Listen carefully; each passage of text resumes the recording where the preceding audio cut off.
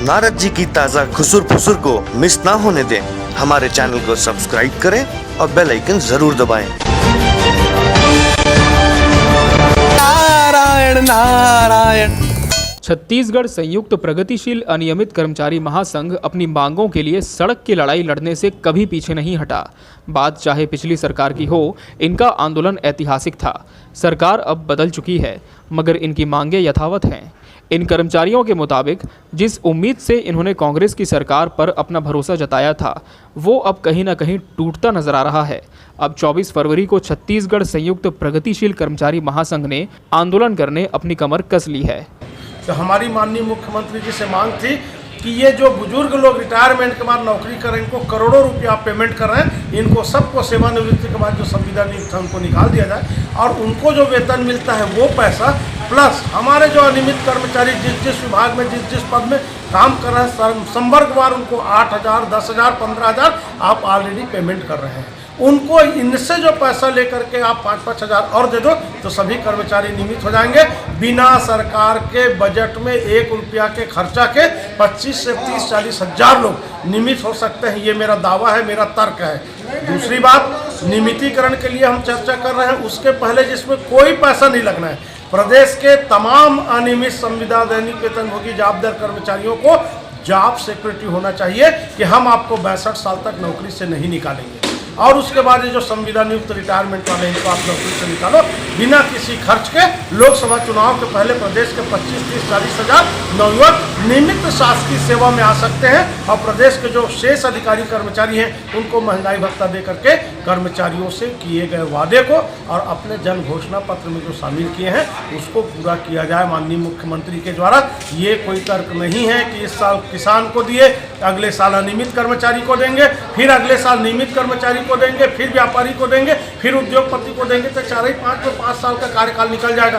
तो हमारी ये मांग है कि जो अनार्थिक मांग है उसको तत्काल पूरा किया जाए, अन्यथा बजट सत्र में प्रदेश के अधिकारी कर्मचारी आक्रोशित हैं। कभी भी प्रदर्शन का निर्णय लिया जा सकता है।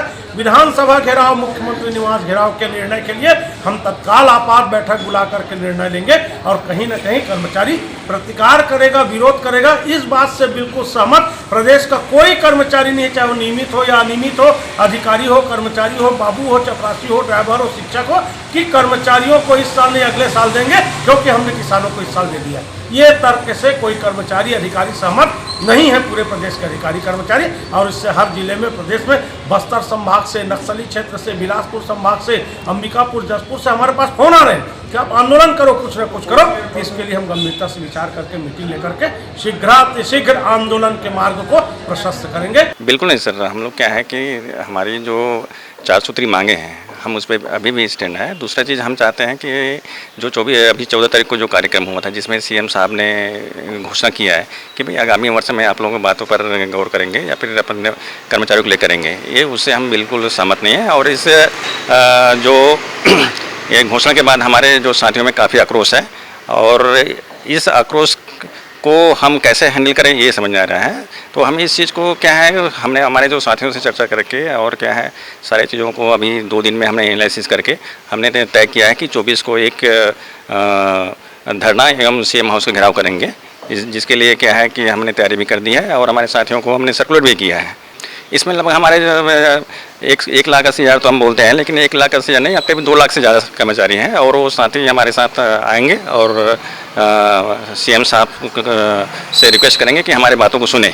और लोकसभा चुनाव के पूर्व सबसे बड़े मुद्दा भी ये है कि जो 13,000 जो भर्ती की प्रक्रिया चल रही है, 13,000 पोस्ट के लिए जो भर्ती प्रक्रिया चल रही है उसको बंद करके जो छटनी हो रही है अलग अलग विभागों में, जैसे मार्केट में है, पंडित सुंदरलाल शर्मा है और अलग अलग विभागों में जो छटनी चल रही है, वन विभाग में भी चल रही है और दूसरे चल रही है, वो सबको बंद करके इस तरह से क्या है हमको जो है उसके जगह में सेवा का अवसर दें, ये हम चाहते हैं।